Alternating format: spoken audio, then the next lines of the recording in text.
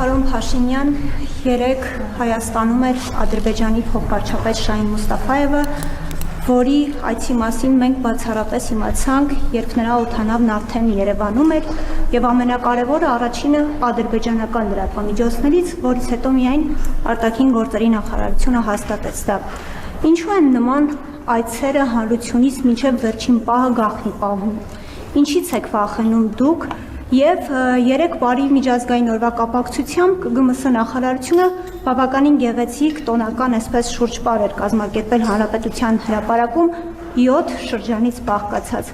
Արդյոք սրանով ուզում էիք Ադրբեջանի փոխվարչապետին ավելի լավ ընդունելության արժանացնել։ Շնորհակալություն։ Նախ եթե կոնֆիդենցիալության ինչ որ կանոններ պահվում են, հայտնի նկատառումներով, այդ թվում անվտանգության, որովհետև կարծում եմ, երբ որ մեր փոխվարչապետն է այցելել Ադրբեջան, նույն կանոնները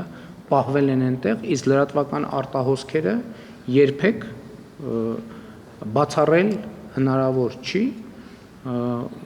Ադրբեջանում չի եղել այդ արտահոսք, Ադրբեջանի պարագայում չի եղել այդ արտահոսքը, Հայաստանի պարագայում եղել է, որովհետև կազմակերպվում է միջոցառում, այդ թվում մամուլի հաղորդագրություններ թողարկելու ժամերն են, պայմանավորվածություններ են ձեռք բերվում եւ այլն եւ այդպես շարունակ, եւ ձեր արտահայտությունը թե մենք գաղտնի ենք պահում հանրությունից, բացարձակապես տեղին չի։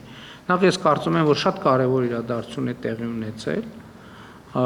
եւ համարում եմ երկու երկրների փոխվարչապետերի այցերը պատմական խաղաղության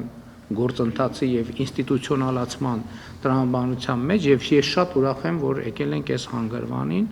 Ինչ վերաբերվում է ձեր մնացած հարցերին, գիտեք, ցանկացած օր կարելի է այդպիսի մի հարց տալ, ասել այդ օրը ենթադրենք այսինչ տեղի ինչ միջոցառում էր, երկրորդ տեղը,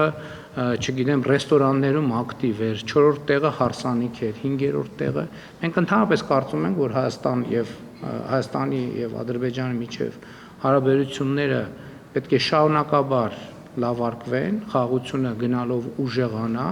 եւ պետք է հաստատվեն բնականոն հարաբերություններ